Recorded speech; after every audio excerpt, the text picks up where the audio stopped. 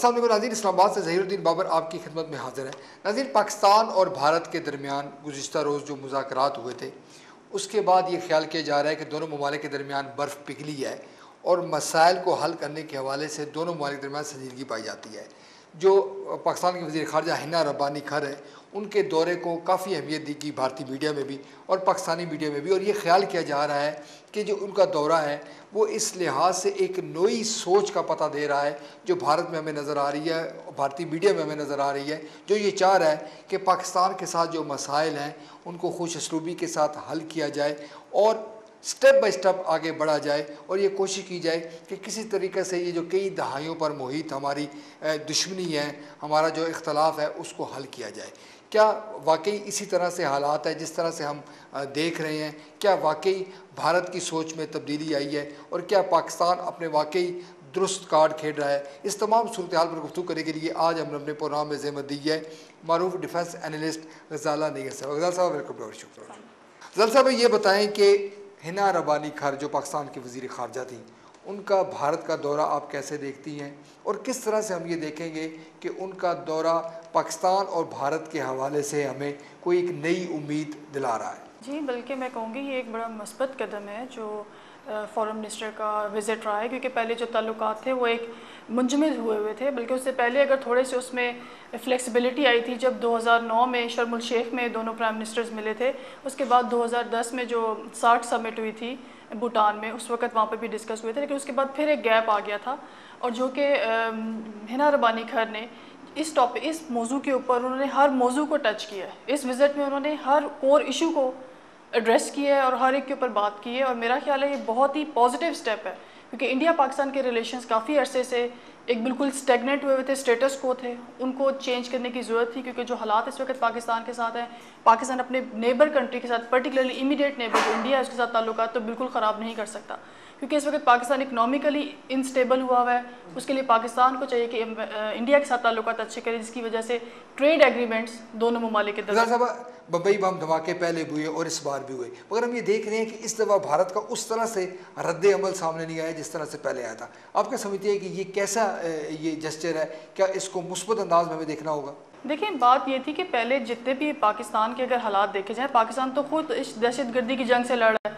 ये चीज़ तो एविडेंट हो गई है, अमेरिका के आगे भी एविडेंट है कि पाकिस्तान के अपने हालात ख़राब हो गए हैं इस वॉर ऑन टेरर में, क्योंकि ये पाकिस्तान की अपनी जंग नहीं थी, ये पाकिस्तान अमेरिका के बिहाफ पे लड़ रहा था। इस चीज़ को इंडिया को भी समझना चाहिए था। मुंबई अटैक्स के वक्त भी इंडिया का रद्द-ए-अमल यही होना चाहिए था जो इंडिया ने अब रद्द-ए-अमल शो किया। तो ये तो एक पॉजिटिव स्टेप है कि दोनों ममालिक के दरमियान ताल्लुकात ज़रा बेहतर हो रहे हैं और दोनों ममालिक को मैच्योर स्टेटमेंट्स देनी चाहिए और मैच्योर एटीट्यूड शो करना चाहिए, क्योंकि इसके अलावा कोई हल नहीं है कि अगर दोनों ममालिक इनके आपस में कंबाइंड बॉर्डर है, अगर इनकी आपस में लड़ाई होगी तो पूरा जो रीजन है, साउथ एशियन रीजन है, उसको इम्पैक्ट होगा। सब बहुत लोग ये कहते हैं कि देखिए जी, इंडिया देख रहा है कि पाकिस्तान वॉर अगेंस्ट टेरर में बुरी तरह फंसा हुआ है, लिहाजा वो चाह रहा है कि पाकिस्तान को अपनी शराइत के मुताबिक मुज़ाकरात के लिए राज़ी किया जाए। नहीं, देखिए, इंडिया की तो जो भी कोशिश होगी, लेकिन हमें अपने पॉइंट्स सामने रखने पड़ेंगे। हर मुल्क अपने मफादात को सामने रखता है और पाकिस्तान को पहले भी, अमेरिका के वक्त भी पाकिस्तान को अपने जो सारे मफादात थे वो सामने रखने चाहिए थे, नेशनल इंटरेस्ट सामने रखने चाहिए थे। इंडिया तो अपने नेशनल इंटरेस्ट को देखेगा। हमारा काम है कि जो फॉरेन मिनिस्टर गई हैं उन्होंने अपने सारे कोर इशूज़ उनके सामने रखे हैं, टेबल टॉक पे आए हैं, और सबसे इंपॉर्टेंट बात यह है कि इंडिया नेगोशिएशन टेबल पे आ गया है। ये एक पॉजिटिव स्टेप है और इस पे मेरा ख्याल है पाकिस्तान को अपने कोर इश्यूज रखने चाहिए, ये नहीं देखना चाहिए इंडिया क्या सोच रहा है और इंडिया के इंटेंशंस क्या। हिंदुस्तान एक बार फिर मुज़ाकरात की बेस पर आ रहा है, हम ये कैसे देखें कि इस बार हिंदुस्तान का रवैया माजी के रवैये के बरक्स ज़्यादा मुस्बत और ज़्यादा पॉजिटिव होगा? देखिए, इस दफ़ा इंडिया के अपने भी हालात, पाकिस्तान के अगर हालात ख़राब हैं तो इंडिया के हालात भी उसकी वजह से इफेक्ट पड़ेगा इंडिया के इंटरनल हालात पे भी।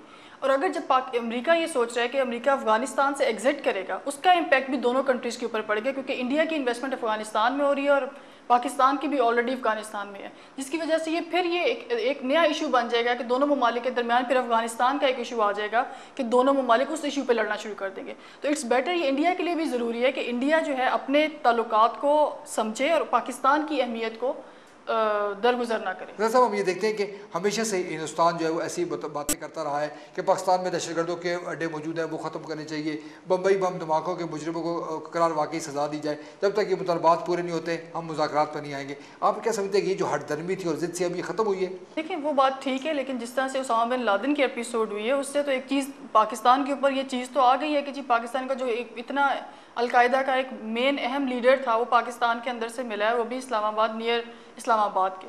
तो इस किस्म की बातें पाकिस्तान को इन सब चीज़ों को बर्दाश्त तो करना पड़ेगा और इन सब चीज़ों को जहन में रख कर अपने ताल्लुकात को मज़ीद बेहतर करना पड़ेगा।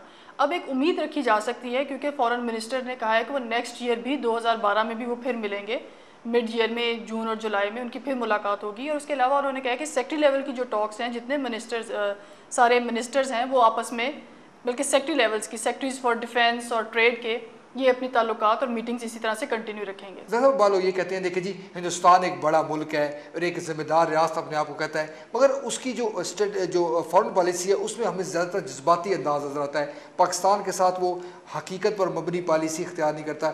यही हमें भी बात लोग कहते हैं कि आप भी हिंदुस्तान के साथ जब डील करते हैं तो आप ज़्यादा दिमाग की बजाय दिल से ज़्यादा जो है वो बातें करते हैं और ज़्यादा अमल करते हैं। इस चीज़ को बिल्कुल मानना पड़ेगा पाकिस्तान की भी और इंडिया की भी। जब भी अप्रोच रही है, इंडिया ने कोई भी अगर मिसाइल टेस्ट बनाए हैं, इंडिया की अप्रोच भी पाकिस्तान स्पेसिफिक रही है। और इंडिया जो भी बयान देता है, अगर बम्बई अटैक्स हुए भी थे उसमें सबसे पहले उन्होंने विदाउट किसी उस पर इन्वेस्टिगेशन किए बगैर सबसे पहले उन्होंने पाकिस्तान के ऊपर इल्ज़ाम लगाया था कि हालांकि इस किस्म के बयान नहीं आने चाहिए। अगर पाकिस्तान में दहशतगर्दी हो रही है, पाकिस्तान उसका इल्ज़ाम किसी मुल्क पे पाकिस्तान ने नहीं दिया। पाकिस्तान अफगानिस्तान पे कह सकता है या कुछ इंडिया पे भी कह सकता है, कुछ जगहों पे ये भी पाकिस्तान को है कि इंडिया की इंटेलिजेंस के इन्वॉल्वमेंट है बलूचिस्तान में और सारे इलाकों में, लेकिन पाकिस्तान जब तक इन्वेस्टिगेट नहीं करता उस वक्त तक बात नहीं करता। तो मेरा ख्याल है इंडिया को मैच्योर एटीट्यूड दिखाना चाहिए इन सारे इश्यूज़ के ऊपर। इस तरह से हालात मज़ीद ख़राब होंगे, बेहतर नहीं होंगे। और जो बात, जहाँ तक आपने बात की कि इंडिया एक हेजिमनी चाहता है एक पूरे रीजन में, वो चाहता है कि ये चीज़ पाकिस्तान के लिए पॉसिबल नहीं है, क्योंकि पाकिस्तान चाहता है कि अगर इस खत्ते में अमन रहना चाहिए तो उसके लिए यही है कि पाकिस्तान और इंडिया को बराबर ट्रीट किया जाए। एक नुकता नज़र ये है कि देखिए जी, इंडिया बलूचिस्तान में बुरी तरह इन्वॉल्व था, अब इंडिया ने वहाँ से विड्रॉ किया, किसी हद तक विड्रॉ किया है, इसलिए पाकिस्तान आगे बढ़ा है। देखें ये बातें ठीक है, किसी हद तक इन बातों में थोड़ी बहुत सच्चाई है, क्योंकि जो बलूचिस्तान में भी हर मुल्क का अपना इंटरेस्ट है। मैंने पहले भी कहा कि इंडिया के अपने इंटरेस्ट हैं, वो अपने इंटरेस्ट को लेकर चलेगा। पाकिस्तान को चाहिए कि वो अपने इंटरेस्ट को सामने रखे। अगर इस चीज़ में दोनों ममालिक इस पॉइंट पे आ गए हैं कि नेगोशिएशन ही हल है, और जहाँ के अमेरिका का भी प्रेशर है हिंदुस्तान के ऊपर भी, और हिंदुस्तान भी देख रहा है कि अगर पाकिस्तान अनस्टेबल रहेगा तो उसका इम्पैक्ट हिंदुस्तान के ऊपर पड़ेगा, और इसके अलावा अफगानिस्तान भी स्टेबल नहीं हो सकता।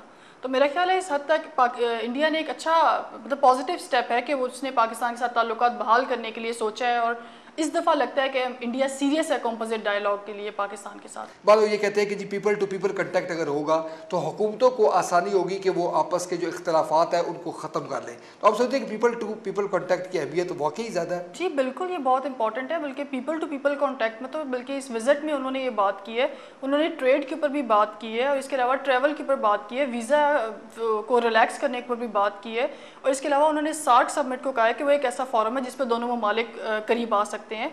और इसके अलावा बल्कि जो कश्मीर के ऊपर ज़्यादा तक उन्होंने बात की, उन्होंने कहा जी cross line of control trade और ट्रैवल दोनों के ऊपर फोकस किया उन्होंने। और एक बहुत इंपॉर्टेंट स्टेप है कि जब तक दोनों ममालिक के दरमियान एक ट्रेड नहीं होगी, ताल्लुकात थोड़े बेहतर नहीं होंगे, उस वक्त तक उनका मसला हल नहीं किया जा सकता। आप डायरेक्ट किसी मसले को, एक बड़े मसले को उस तरह से हल नहीं कर सकते। पहले स्टेप बाय स्टेप एक दोनों ममालिक के दरमियान एक कोऑपरेशन होगी, एक म्यूचुअल लेवल ऑफ ट्रस्ट होगा, उसके बाद ही कोई उसका हल निकला जा सकता है। क्योंकि बहुत पुराना कश्मीर का जो इशू है वो एक इतना पुराना इशू कह रहे हैं कि 60 साल हो गए इस इशू को, जो कि अभी तक रिजॉल्व नहीं हुआ। तो उसके लिए बेहतर तरीका यही है कि आहिस्ता आहिस्ता जब तक ट्रेड बहाल नहीं होगी, दोनों ममालिक के दरमियान एक ट्रस्ट बिल्ड नहीं होगा, उस वक्त तक इस मसले में बात नहीं की जा सकती। साहब अभी समझते हैं कि पाकिस्तान का कोई अपना एजेंडा है, उसके अपने कार्ड्स है, वो बेहतर अंदाज में खेलेगा? देखिए इंडिया तो पहले कहता था कि इंडिया कश्मीर को दे ही नहीं सकता, कश्मीर इंडिया के लिए एक माँ के बराबर था, धरती माँ था। इन चीज़ों के ऊपर क्योंकि उनका स्टांस बहुत ज़्यादा स्ट्रिक्ट था, इसके ऊपर उन्होंने कभी इस चीज़ के ऊपर फ्लेक्सिबिलिटी और रिलैक्सेशन शो नहीं की।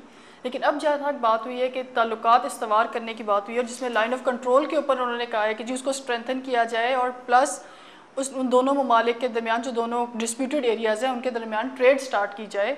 इवन उन्होंने ये भी कहा है कि जी वीक में 4 दिन जो है वो ट्रक मूवमेंट होगी, जिससे ट्रेड होगी दोनों ममालिक के दरमियान। और इसके अलावा चैम्बर ऑफ कॉमर्स को कहा है कि वो उनकी